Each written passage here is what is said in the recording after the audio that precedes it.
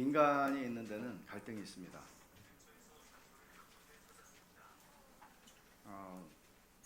인간관계에서 갈등을 피할 수는 없죠.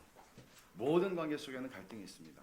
부부관계에도 그렇고 부모와 자식관계에도 갈등이 일어나고 동업을 하는 사람들 가운데에도 심지어 복음을 전하기 위해서 선교지에 가서 사역하는 선교사들 사이에서도 갈등이 있고 목사들 사이에서도 갈등이 있고요. 그래서 갈등을 해결하는 이런 주제를 다루는 책들이 시중에 굉장히 많습니다. 모든 갈등이 다 똑같은 성격의 갈등이라고 볼 수는 없겠지만 적어도 그리스도인들에게는 적어도 복음 중심적으로 갈등을 다룰 수 있는 방법이 있지 않을까. 복음이 단순히 머릿속의 이론이 아니라면 우리가 일어나는 이런 갈등을 풀어가는 데 있어서도 그리스도인들은 다르게 접근할 수 있지 않을까. 그리스도인들이 부부싸움하는 법, 그리스도인들이 자녀를 기르는 법, 여기서 일어나는 갈등을 해소하는 것은 적어도 달라야 된다는 것이 저만의 생각은 아닐 겁니다. 근데 정말 다른가? 오늘 본문은 초대교회에서 안디옥 스캔들이라고 알려져 있는 사건입니다. 초대교회에 두 거물이 붙었어요. 바울하고 베드로가 뭐 붙었다고 근데 이 스캔들이라는 게 그렇잖아요. 일파만파 나가면서 뭐가 사실이고 뭐가 해석인지 알 수 없을 정도가 되죠. 식탁에서 밥을 먹다가 일어난 일입니다. 그냥 단순하게 보면. 그렇지만 안디옥 교회 안디옥 스캔들을 우리가 제대로 이해하는 거 되게 중요한데 이 사건을 이해하기 위해서 몇 가지 좀 배경 지식이 필요해요. 안디옥의 교회가 어떻게 세워졌는가 하면 예루살렘에서 박해가 일어나고 스데반이 죽고 그리고 흩어진 사람들 중에서 구브로스 사람, 구레네 사람들이 안디옥이라고 하는 도시가 당시에 로마의 세 번째로 큰 도시였습니다. 로마, 그 다음에 이집트의 알렉산드리아, 그리고 안디옥, 수리아의 안디옥, 세 번째로 큰 도시죠. 그러니까 큰 도시라는 얘기는 무슨 얘기가 하면 굉장히 국제적이고 많은 인종들이 모여있는 사회라는 얘기입니다. 문화적으로나 인종적으로나 굉장히 국제적이었습니다. 근데 보통은 흩어진 사람들이 유대인들에게 복음을 전했어요. 근데 구레네 사람하고 구브로 사람들 몇 사람이 이 안디옥에 와서는 워낙 이방인들이 많으니까 이 헬라인들에게 복음을 전하기 시작했는데 그들이 예수를 믿게 된 거죠. 그래서 안디옥 교회는 역사상 최초의 그 이방인이 다수인 교회입니다. 또는 이방인과 유대인이, 그 전에 예루살렘 교회는 유대인들이 중심이 됐던 교회잖아요. 그런데 이 교회는 유대인들보다는 사실 이방인이 훨씬 더 많았을 것이고 이방인과 유대인들이 처음 시작할 때부터 같이 시작한 교회라는 얘기죠. 그러니까 이런 교회가 형성이 되자 예루살렘에서는 이게 뭔가 이걸 어떻게 해석해야 되나? 왜냐하면 그동안은 유대인들이 예수를 믿었으니까 상관이 없는데 이방인들이 대거 들어왔고 이방인들 중심으로 교회가 형성이 되다 보니까 이 교회를 어떻게 우리는 받아들여야 되나? 이제 이런 고민이 생기면서 조사관을 파송합니다. 그게 바나바죠. 바나바가 가서 보니까 정말 하나님께서 정말 우리에게 역사하셨던 거 똑같이 역사하셨고 이게 정말 진짜 하나님의 교회입니다 하는 보고를 하게 되고요. 그 다음에 이 교회의 필요를 바나바가 느끼고 교회를 지금 우리가 하는 것 같은 목회는 아니겠지만 어떤 목회자다운 그런 모습으로 이 교회를 섬기게 됩니다. 교회가 계속 성장하죠. 계속 성장하는데 바나바가 바울을 예루살렘 사도들에게 소개했던 사람 아니에요? 그러니까 바나바는 바울이 지금 어디에 있지? 10년 전에 회심을 했는데 보니까 멀지 않은 한 35km 정도 떨어져 있는 다소라고 하는 곳에 있는 것을 생각하게 되고 그를 불러옵니다. 그리고 바울과 함께 이 교회를 섬기게 되죠. 그런데 우리가 안디옥 교회라고 그러면 또 하나 알 수 있는 거는 그리스도인이라고 우리가 보통 얘기하는데 그리스도인이라는 칭호를 안디옥 교회에서 제일 먼저 얻었죠. 이거는 사실 대부분 학자들이 생각하는 거는 이건 조롱이었을 거라고 보죠. 저것들 그리스도 믿는 것들 이제 이런 표현입니다. 그리스도를 따르는 사람들. 그리스도인이라고 하는 칭호가 나중에는 영예로운 칭호가 되지만 우리들에게도 그렇죠. 근데 안디옥 교회에서 처음으로 생긴 별명이었습니다. 이렇게 하면서 하나님의 섭리 속에서 바나바도 몰랐고 바울도 몰랐지만 하나님은 세계 선교의 전초 기지가 될 만한 한 교회를 지금 세워가고 계시는 것이죠. 실제로 바울의 1차, 2차 전도 여행이 어디서 시작돼요? 이 교회에서 시작되거든요. 베드로는 이와 비슷한 시기에 어떤 경험을 하게 되나 하면 고넬료라고 하는 이방인 백부장이 회심을 하는, 그 가족이 다 회심하는 사건을 경험하게 됩니다. 그러면서 베드로는 유대인이잖아요. 유대인으로서 전형적인 유대인의 먹어야 될 것, 먹지 말아야 될 것, 정결의식, 정결규례, 그리고 이방인, 유대인, 혈통적인 이런 것들을 구별하는 사람이었는데 하나님께서 고넬료의 회심 사건을 통해서 이걸 완전히 깨뜨리십니다.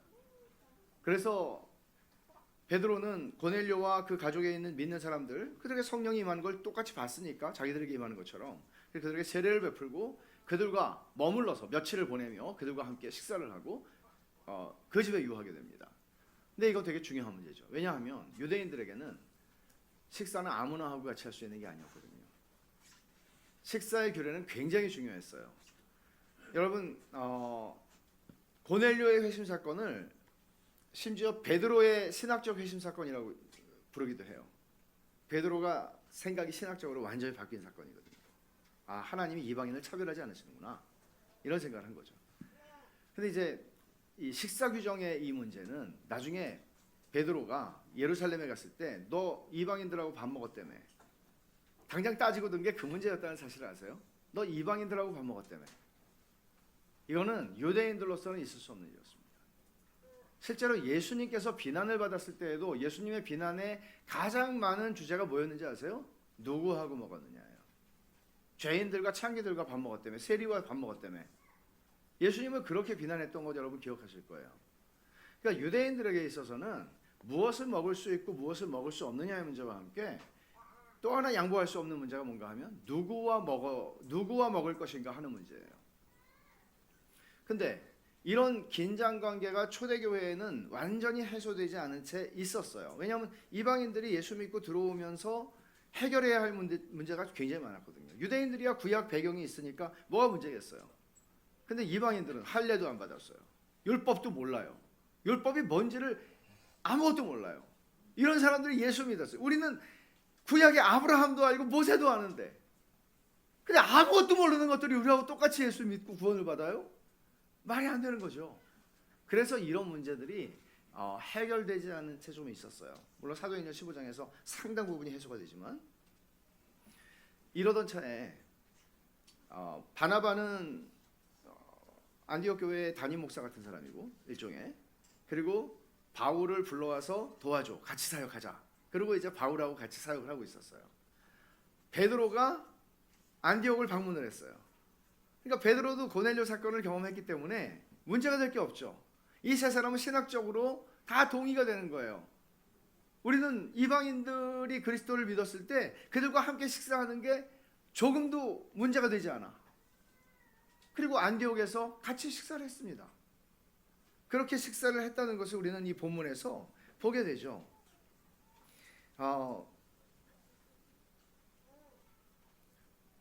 12절에 보면 야고보에게서 온 어떤 이들이 이르기 전에 게바가 이방인과 함께 먹다가 그랬어요. 함께 먹다가, 이 시제는 헬라어 시제는 미완료 시제인데 이게 무슨 말인가 하면 늘상 그렇게 먹고 있었다는 얘기예요. 며칠을 그렇게 했는지 모르지만 그렇게 하고 있었어요. 그런데 예루살렘에서 야고보가 보낸 사람들이 온 거죠. 근데 이 말을 잘 읽어야 되는데, 여기 야고보에게서 온 어떤 이, 야고보는 누군가 하면 예루살렘 교회의 수장 역할을 했던 사람입니다. 예수님의 친동생이죠. 야고보서를 쓴 사람입니다. 그런데 야고보가 예루살렘에서는 나름 이게 나쁜 의미가 아니고 리더십을 가지고 있었습니다. 좋은 의미에서. 근데 야고보에게서 보냄을 받았다고 하는 사람들, 이게 어떤 문제가 있냐면 야고보가 이 사람들을 진짜 보냈는지 안 보냈는지는 몰라요. 근데 예루살렘은 보수적이었어요. 왜냐하면 유대인들 중심의 기독교를 경험하고 있었단 말이에요. 그러니 야고보가, 제가 생각할 때는 야고보가 보낸 사람들은 아니에요. 이 사람들은. 그리고 많은 학자들이 거기 동의를 하는데 야고보를 팔고 다니는 사람들이죠. 말하자면 기독교 안에 율법주의자들인 거예요. 유대주의자들인 거예요. 이 사람들이 왔다는 거죠. 그러니까 베드로가 밥을 같이 먹다가 늘상 먹던 대로 먹다가 갑자기 야고보에게서 온 사람들이 왔다는데요. 저분들 그 소리를 듣고 슬그머니 이렇게 일어나가지고 자리를 옮기는 거예요. 밥그릇을 들고 갔는지 젓가락만 들고 갔는지 모르겠는데 옮기는 거예요. 근데 그때 다 의식하는 거죠. 유대인들이 본부에서 왔잖아, 이런 개념이에요. 이거 우리가 잘못하면 판단을 받겠는데. 그리고는 베드로가 또 옮기니까 유대인들이 같이 있던 유대인 그리스도인들이 슬그머니 또 자리를 피하는 거죠. 베드로 쪽으로. 심지어 담임 목사인 바나바도 여기에 유혹을 받았습니다. 이게 지금 오늘 우리가 읽은 이 사건, 안디옥 스캔들의 사건의 진상 본질입니다. 그러니까 여기서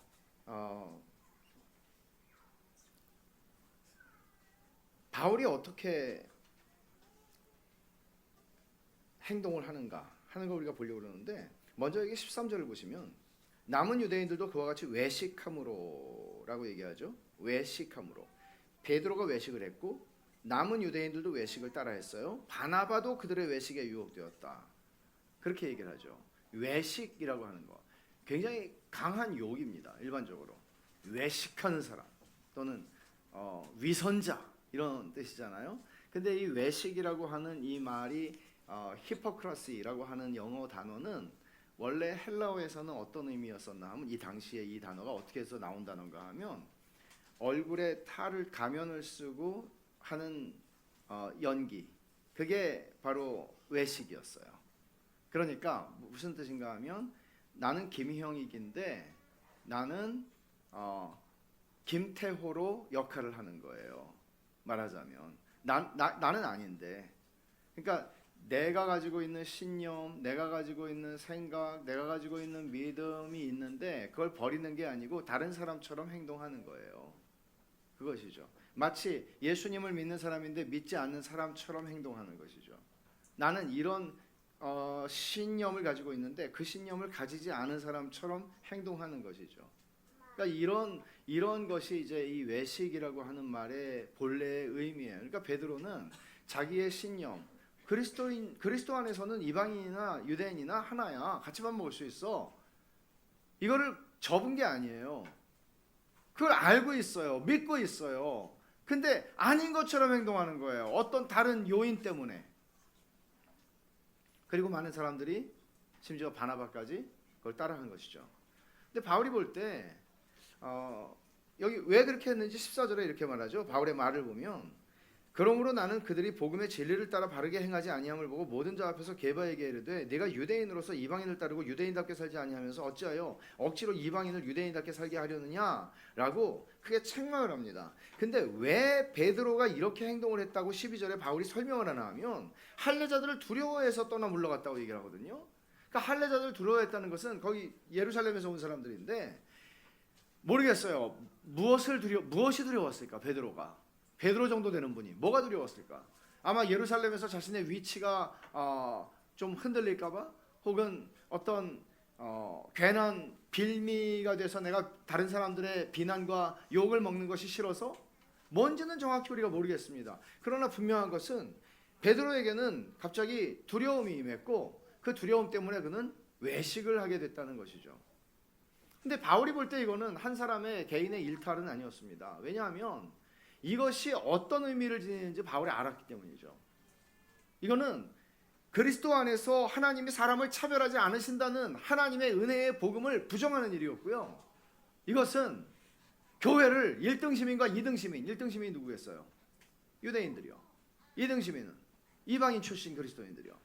1등 시민과 2등 시민으로 교회를, 그리스도의 몸을 찢는 행위였습니다. 그랬기 때문에 바울은 이것이 복음의 진리를 따라 바르게 행하지 않는 것이라고 보고 베드로에게 그렇게 대놓고 공개적으로 비난을, 책망을 한 것입니다. 자, 여기까지 여러분이 따라오셨다면 우리의 이제 실험이랄까요? 여러분이 바울의 입장이라면, 뭐 바울은 아닐지라도 그 자리에 있었다면 여러분들은 어떻게 하시겠습니까? 자, 여기까지는 봤어요. 베드로가 슬그머니 자리를 피했습니다. 그리고 유대인들이 피했습니다. 그리고 바나바조차 피했습니다. 자, 여러분은 유대인 그리스도인입니다. 그 자리에 앉아있는 여러분은 어떻게 했겠습니까? 어떻게 하는 것이 가장 복음적인 태도일까요? 선택 가능한 경우의 수들을 한번 생각해 보십시오. 첫 번째는 회피하는 것입니다. 회피하는 것은 베드로가 했던 방식대로 하는 거예요. 베드로는 문제를 일으키고 싶지 않았습니다. 그냥 조용히 자기가 빠져나왔습니다. 그러면 야고보에게서 왔다고 하는 그 사람들도 만족했을 것입니다. 그리고 안디옥에 있는 이방인 그리스도인들 같이 밥 먹던 분들이 아니 상황을 모르는 게 아니니까 조금만 이해해 주면 되잖아요. 그러면 다 그냥 끝날 수 있는 문제였습니다. 여러분들도 그 회피를 선택하시겠습니까? 바나바까지 갔어요. 담임 목사까지.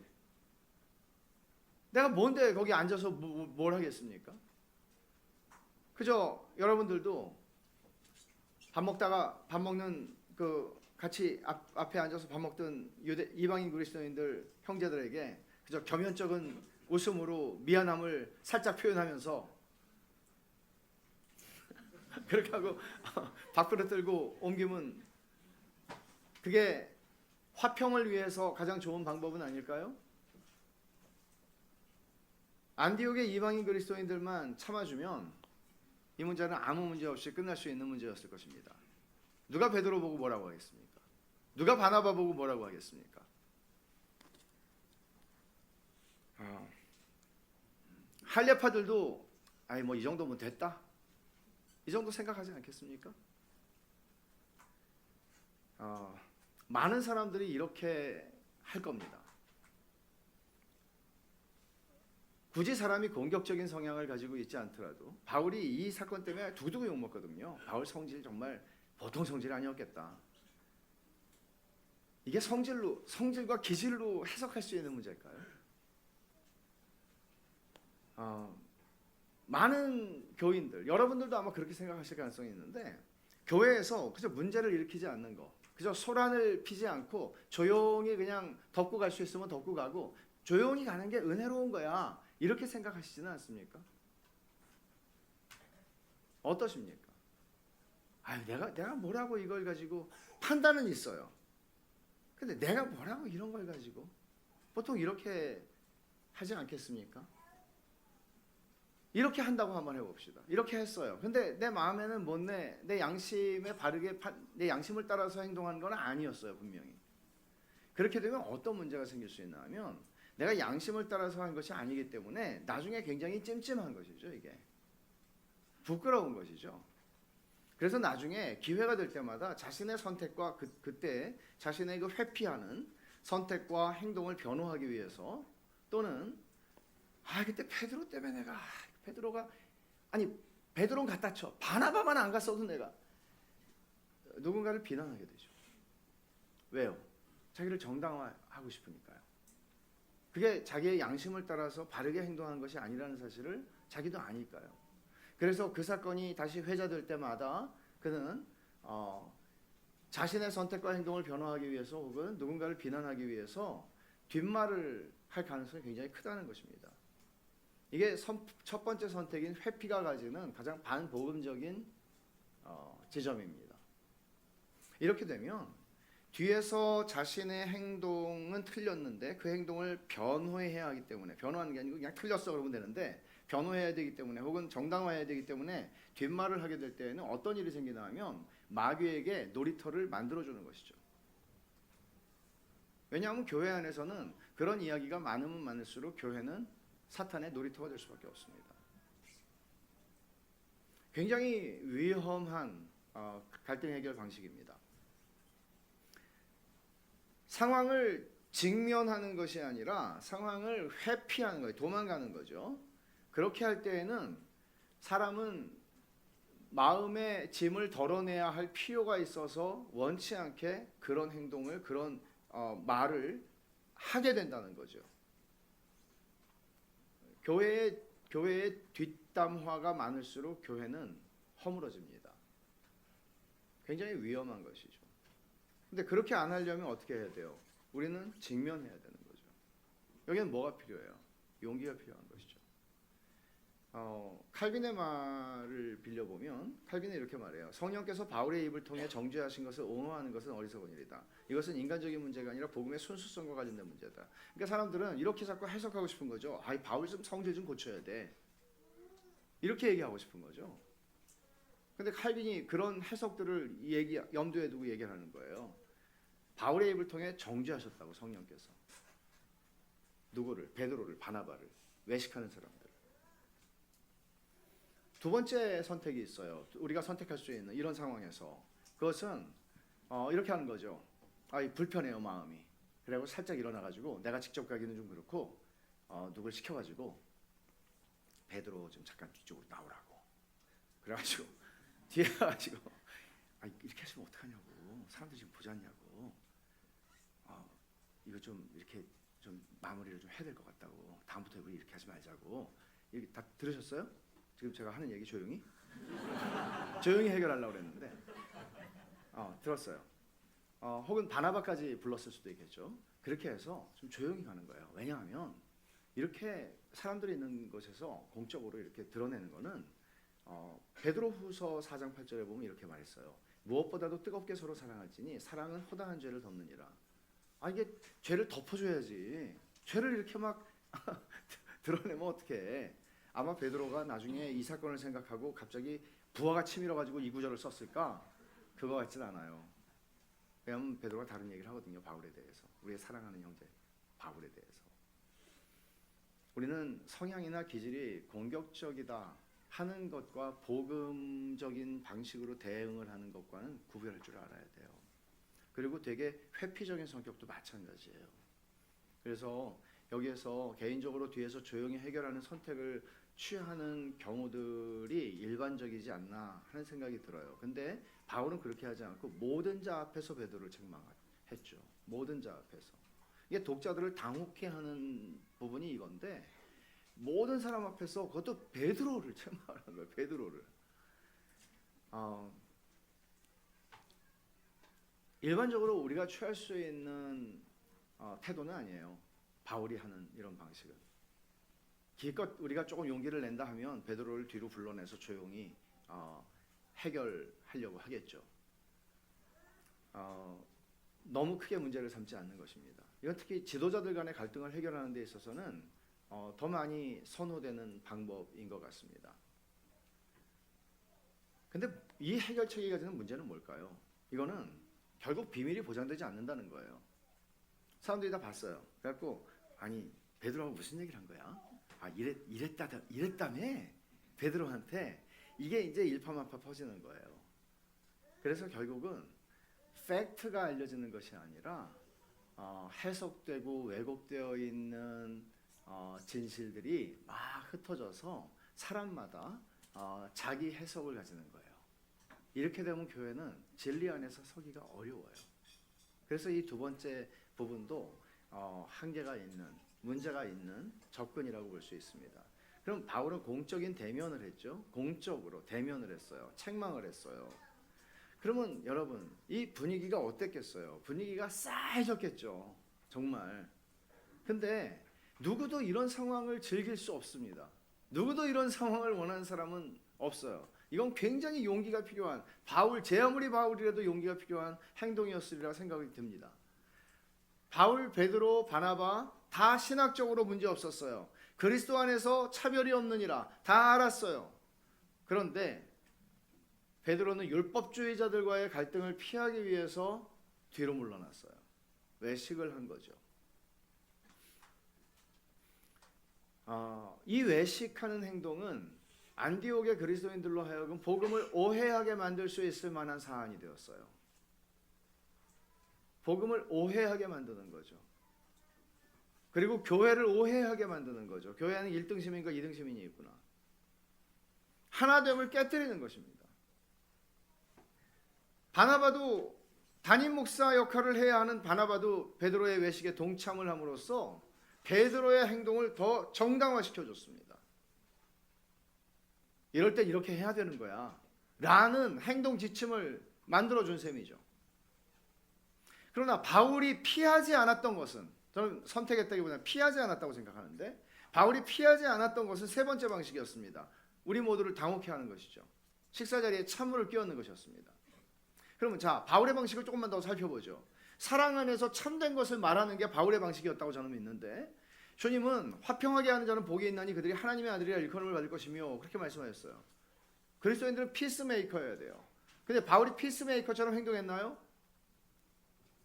바울은 판을 깼잖아요.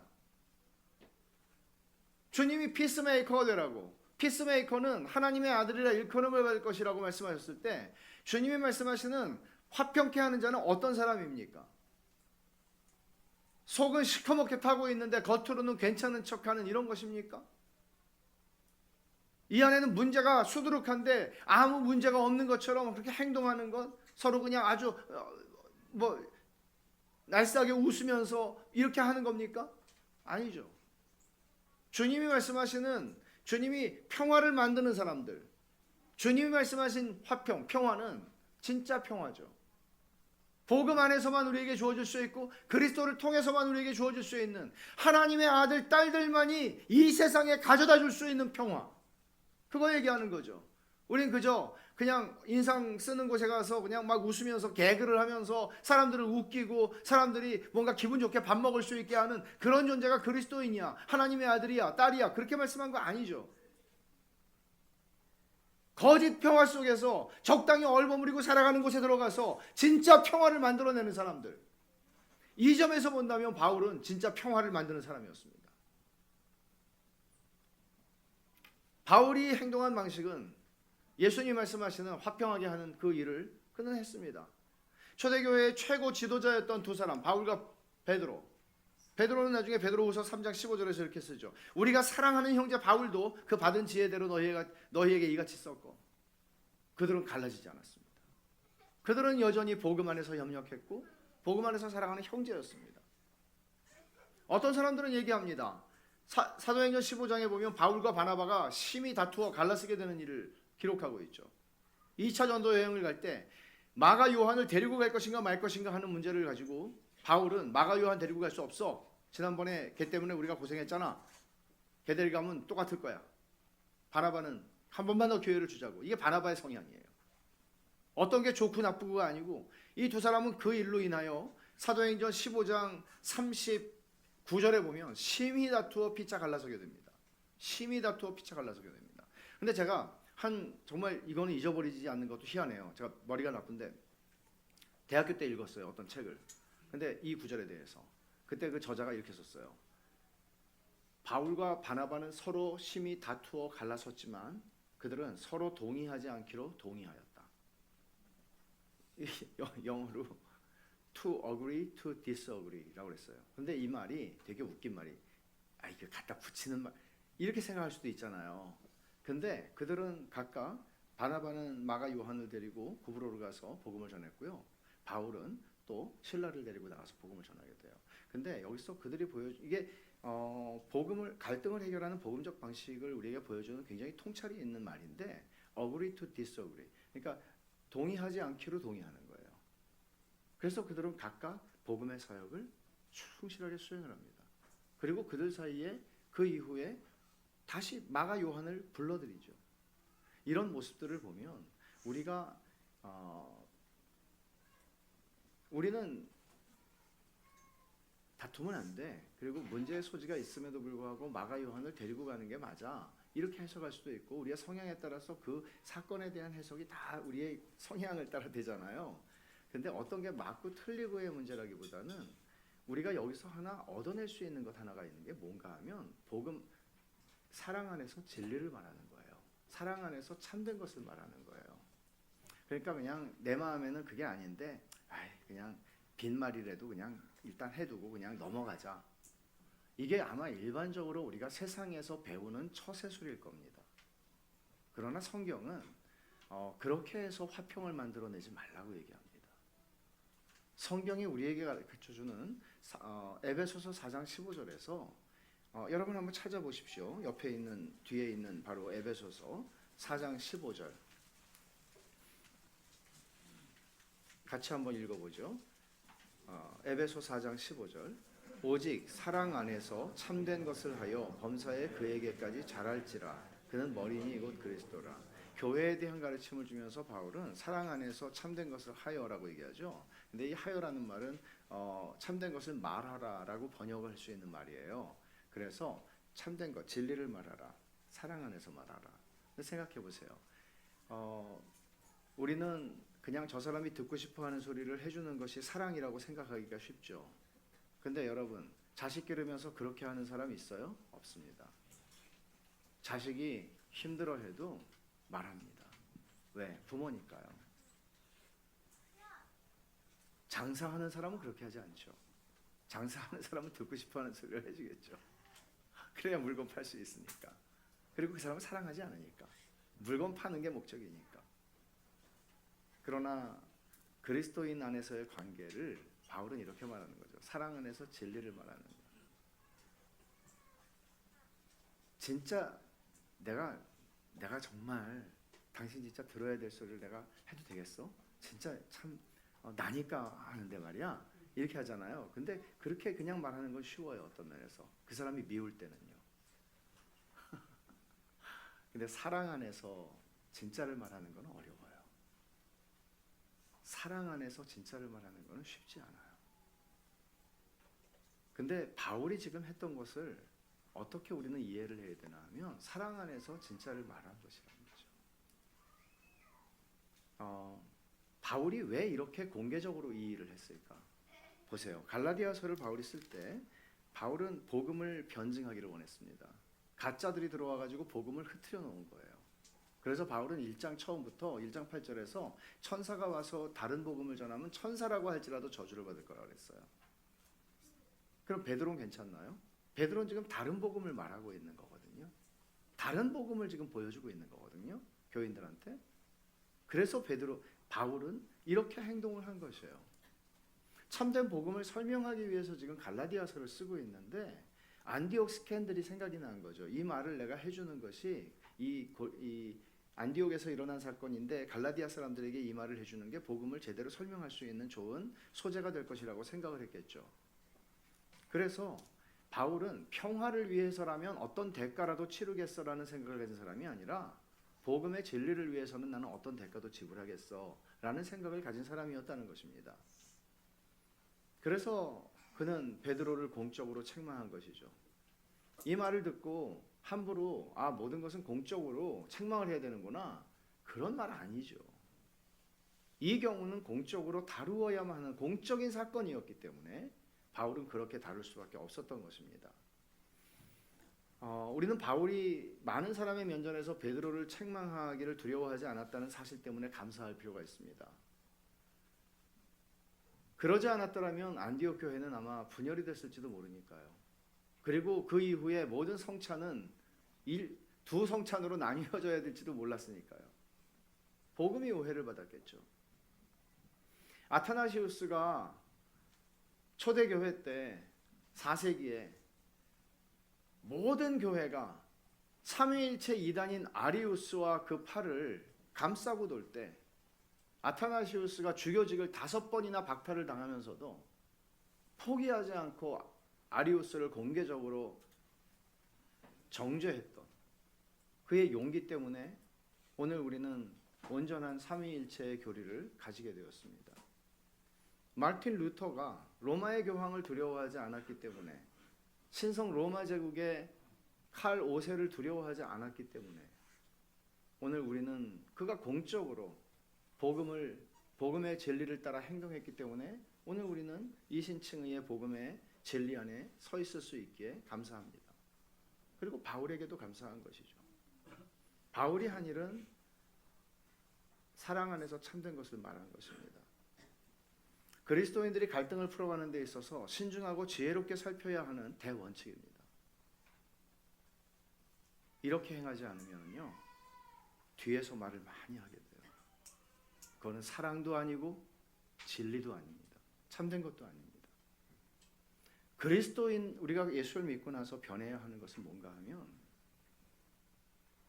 사랑 안에서 참된 것을 말할 줄 아는 용기를 가진 사람으로 변화되어 가는 것입니다.